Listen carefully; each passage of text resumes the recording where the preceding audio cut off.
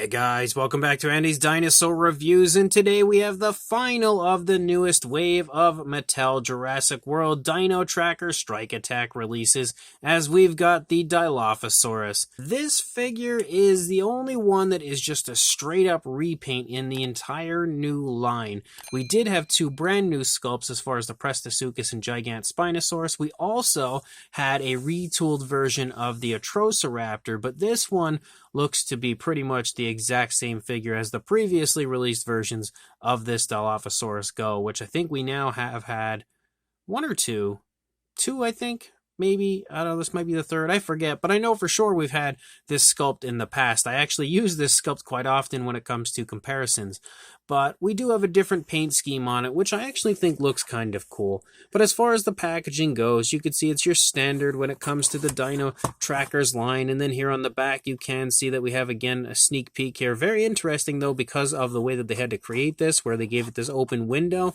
It's sort of rearranged the way that the back of the box looks, because normally the images of the other figures in the line, all of which we've reviewed now, are like over here, and the image of the dinosaurs like slightly more to the right, whereas now we have it again repositioned a little bit differently. But I'm pretty excited, even if it is just a straight up repaint, to check out this new Dilophosaurus, so let's pop it out of the box and do just that. So here is our newest version of the Dilophosaurus from Mattel, and they did do a very interesting job as far as the coloration goes on this one. I love how creative Mattel is when it comes to coming up with new paint schemes that usually look pretty good. Like, they have had so many figures out at this point. It's crazy that they could still come up with, decent looking paint schemes on their figures. And this one definitely looks, again, pretty nice. I actually think it might be one of my favorites when it comes to this sculpt overall. So, without further ado, let's go ahead and jump to a closer look at it. So, since this figure is just a straight up repaint, we don't really need to check anything out as far as the sculpt or the detailing goes. It looks really good just like it did the last time, but since it's a sculpt that we've already gone over in the past, it's not necessary to review the sculpt itself again. But what we do need to go over, of course, is the differences, which is the coloration. So straight away you can see we have a very dark gray for the face, and you can also see we have a nice light gray for the lower jaw. We have an orange for the eye. It doesn't look like we have a black pupil. We just basically have the dark gray that is the pupil. That's actually the thing that's been the same case with all of the figures in this wave of Strike Attacks. I don't think I've seen a single black pupil the entire time, which is a little bit of a letdown. I definitely prefer black pupils as a whole. I think they just stand out so much nicer. But one thing that is interesting is we don't really actually see any alternate color in the crest at all. You normally see a little flashiness in the crest of a Dilophosaurus, but this time around, not so much. We do have an articulated jaw, if I can actually get it open, there we go. And you can see the coloration on the inside of the mouth looks pretty nice. Nice realistic tone of color. Nothing going on there on the inside of the mouth on the upper side as far as the paintwork goes, but you can see the teeth are all sculpted together. The paintwork's a little sloppy on the lower jaw. It looks pretty good on the upper jaw, and now we're losing focus, but it's painted with kind of like a light yellowish tone. That's something that we do see quite often from Mattel, that I actually do quite like as well. But as far as the frill goes, as we lead back into the frill, we have a dark gray for the frill itself, just like we see on the face. And then we have like this very light, kind of brighter gray that kind of just stripes and splotches and designs through. And that's, of course, the same thing that we have on both sides. And that's so that when you extend the frill, you've got a really cool visual, a nice display, again, telling you get away from it because it's angry. And I think it looks pretty nice, definitely flashy enough. Certainly not the flashiest frill that we've seen from Mattel, but for what it is, I think it looks good and definitely fits the overall theme of the coloration of the Dilophosaurus.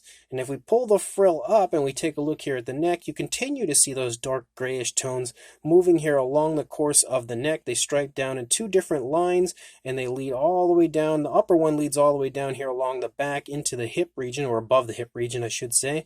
And then you can see that the one here on the side runs down along the side of the stomach and then reaches into the hip region, but tapers off a little bit earlier than the upper side there does. You can also see a few straggling kind of spots and splotches of that dark gray, and the dark gray also overtakes the arms, so we do have that area as well, including that coloration. On top of that, I can see a speckling on the figure. There's definitely like a speckling with, I think, the dark gray that we see here on the figure, so that is a bit of a plus. And as we lead down, you can't see there's no nail paint or anything going on, but we kind of have a little bit of a glossy look for the nails, even if it doesn't have actual nail paint.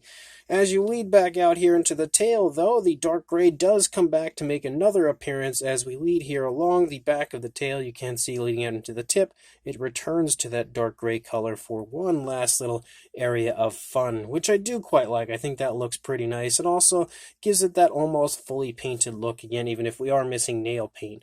But that's really about it. There's no alternate tones of color here on the underside. The only big difference as far as this figure goes, sculpt-wise, actually, let's get a look at the face and everything so you can see what it looks like on this side.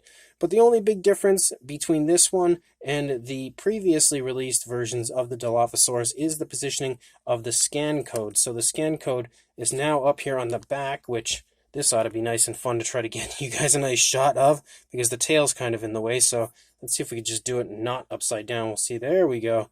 So there's the scan code if you'd like to add it to your collection.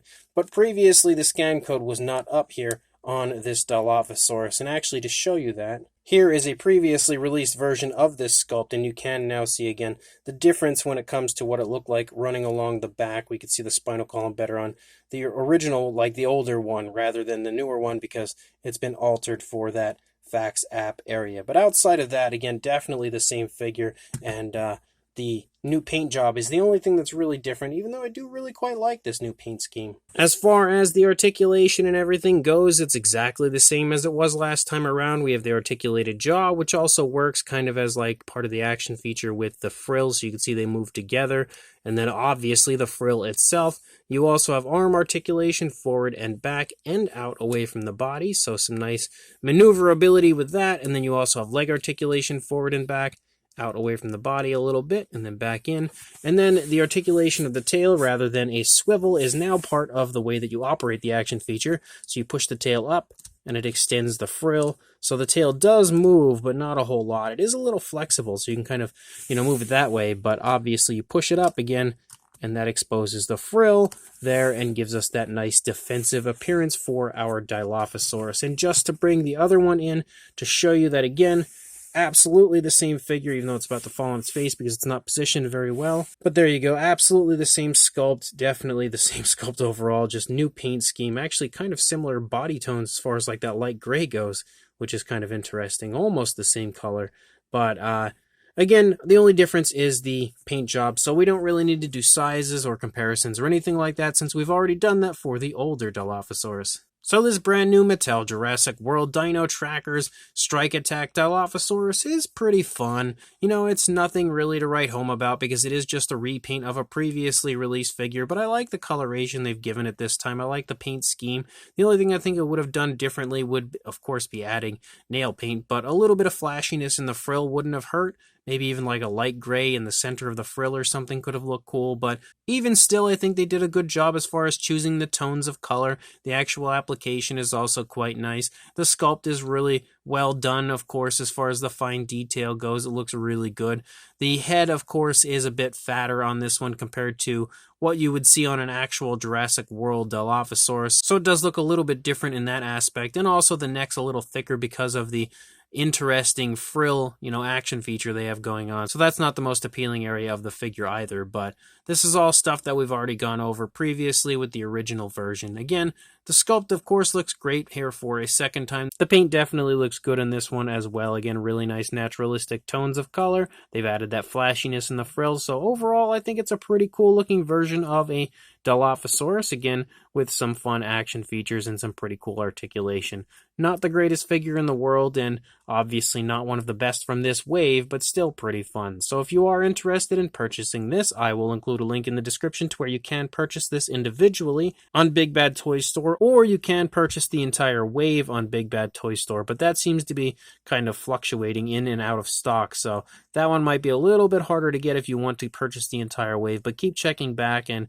keep checking the link that I include in the description. It should pop back up into stock at some point soon if it's not there currently in stock. But one way or another, again, head to those links in the description, go grab yourself this very cool Dilophosaurus, and like, comment, and subscribe, and I will see you in the next review. Thanks for watching.